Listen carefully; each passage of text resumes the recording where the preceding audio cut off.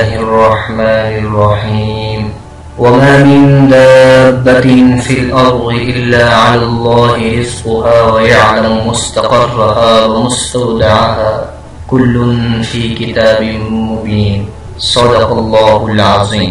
12واں پارہ 2 سورتوں پر مشتمل ہے، سورہ ہود اور سورۃ یوسف۔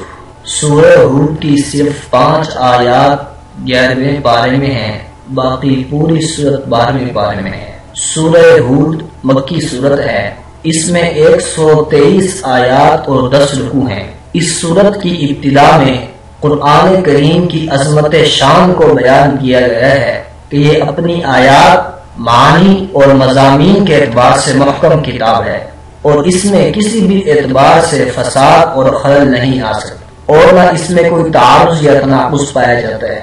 اس کے محکم ہونے کی سب سے بڑی وجہ یہ ہے کہ اس کی تفسیر اور تشریح اس ذات نے کی ہے جو حکیم بھی ہے اور خبیر بھی ہے۔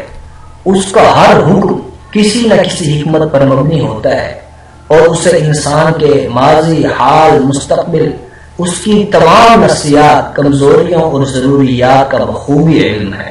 کتاب اللہ کی عظمت بیان کرنے کے بعد توحید کی دعوت ہے جو عقیدہ اور یقین کی بنیاد ہے۔ دعوت توحید کے بعد دلائل توحید کا بیان ہے جو کہ پوری کائنات میں پھیلے ہوئے ہیں۔ بتایا گیا ہے کہ ساری مخلوق کو رزق دینے والا اللہ ہی ہے۔ وما من دابۃ فی الارض الا علی اللہ رزقها، خواہ وہ مخلوق انسان ہو یا جنات، چوپائے ہوں یا پرندے، پانی میں رہنے والی مچھلیاں ہوں یا زمین میں رینگنے والے کیڑے مکوڑے، آسمان اور زمین کو اللہ ہی نے پیدا کیا ہے۔ سورہ ہود میں پہلے قرآن کریم کی صداقت اور توحید و رسالت کی حقانیت کے دلائل ذکر کیے گئے ہیں۔ اس کے بعد حضرت نوح علیہ السلام، حضرت ہود، حضرت صالح، حضرت لوط، حضرت شعیب، حضرت موسیٰ اور حضرت ہارون علیہ السلام کے قصے بیان کیے گئے ہیں۔ یہ تمام قصے وحی کے اثبات، حضرت محمد رسول اللہ صلی اللہ علیہ وسلم کی نبوت کی سچائی اور قرآن کے معجزہ ہونے کو بیان کرنے کے لیے لائے گئے ہیں۔ مشرکین مکہ بخوبی جانتے تھے کہ حضور اکرم صلی اللہ علیہ وسلم امی ہیں، آپ نہ قرات جانتے ہیں، نہ ہی کتابت سے آشنا ہے اور نہ ہی آپ نے کسی کی شاگردی اختیار کی ہے، لیکن اس کے باوجود اتنی صحت، باریکی اور کامل درجے کی درستگی کے ساتھ ان واقعات کو بیان کرنا وحی کے بغیر کیسے ممکن ہو سکتا ہے؟ نبی کریم صلی اللہ علیہ وسلم نے ارشاد فرمایا، مجھے سورہ ہود نے بوڑھا کر دیا ہے۔ علماء کرام نے فرمایا ہے اس بات سے سورہ ہود کی اس آیت کی طرف اشارہ ہے، فَاسْتَقِمْ كَمَا أُمِرْتَ، کہ آپ کو جس طرح حکم دیا گیا ہے اسی طرح آپ ثابت قدمی سے وقت گزاریں، اسی پر استقامت کا مظاہرہ کریں۔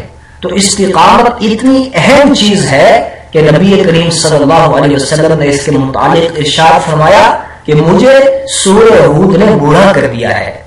سورہ ہود کے بعد سورہ یوسف ہے۔ سورہ یوسف مکی ہے، اس میں 111 آیات اور 12 رکوع ہیں۔ چونکہ اس سورت میں سیدنا یوسف علیہ السلام کا قصہ بیان کیا گیا ہے، اس لیے اس سورت کو سورہ یوسف کا نام دیا گیا۔ قرآن کریم میں دوسرے انبیاء کرام علیہ السلام کے واقعات میں تکرار پایا جاتا ہے، لیکن حضرت یوسف علیہ السلام کے واقعے میں تکرار نہیں۔ یہ واقعہ اول سے آخر تک پورے کا پورا سورہ یوسف ہی میں مذکور ہے۔ دوسری صورتوں میں حضرت یوسف علیہ السلام کا نام تو آیا ہے، لیکن ان کے واقعے کا کوئی چھوٹے سے چھوٹا حصہ بھی کسی دوسری صورت میں مذکور نہیں۔ حضرت یوسف علیہ السلام کے قصے کو خود قرآن کریم نے احسن القصص قرار دیا ہے، کیونکہ اس قصے میں جتنی عبرتیں اور نصیحتیں پائی جاتی ہیں وہ شاید ہی کسی دوسرے قصے میں پائی جاتی ہوں۔ جامعیت کے اعتبار سے دیکھیں تو اس میں دین بھی ہے، دنیا بھی ہے، توحید و فقہ بھی ہے اور سیرت و سمانے بھی ہے، خوابوں کی تعبیر بھی ہے اور سیاست و حکومت کے رموز بھی ہیں، انسانی نفسیات بھی ہے اور معاشی خوشحالی کی تدبیریں بھی، حسن و عشق کی حشر سوانی بھی ہے اور زہد و تقوی کی دستگیری بھی۔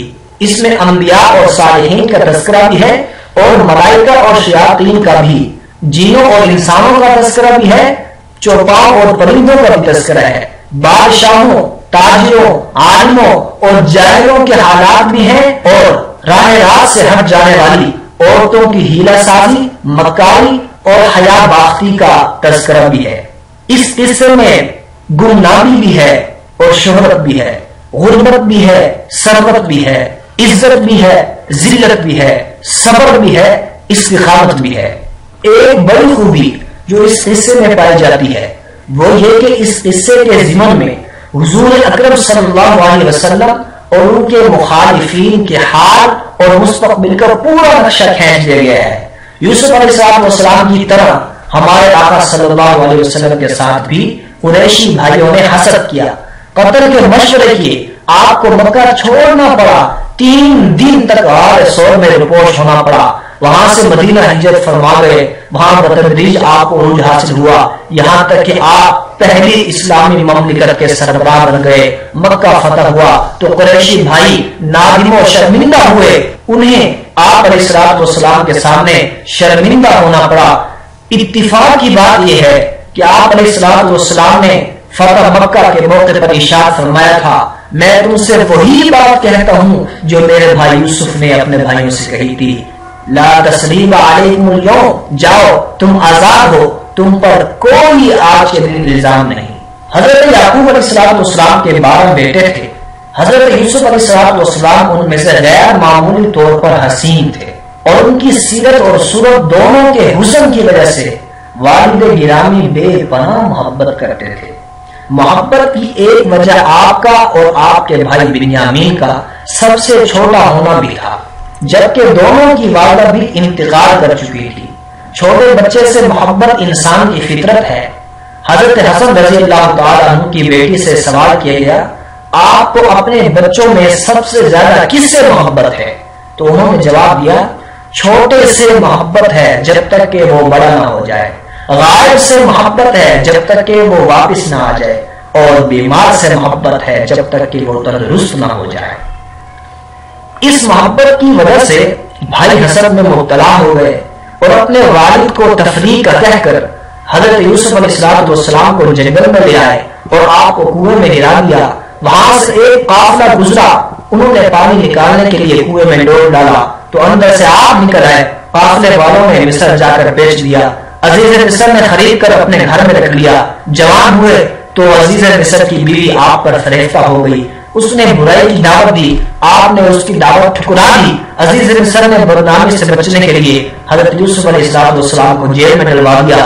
قید خانے میں بھی آپ نے دعوت توحید کا سلسلہ جاری رکھا، جس کی وجہ سے قیدی آپ کی عزت کرتے تھے۔ بادشاہ وقت کی خواب کی صحیح تعبیر بتانے کی وجہ سے آپ اس کی نظروں میں جچ گئے، اس نے آپ کو خزانے، تجارت اور مملکت کا خود مختار وزیر بنا دیا۔ مصر اور گرد و پیش میں قحط کی وجہ سے آپ کے بھائی غلہ حاصل کرنے کے لیے مصر آئے۔ 1-2 ملاقاتوں کے بعد آپ نے انہیں بتا دیا، انا یوسف و ھذا اخی، میں تمہارا بھائی یوسف ہوں۔ پھر آپ کے والدین بھی مصر آ گئے اور سب یہیں آ کر آباد ہو گئے۔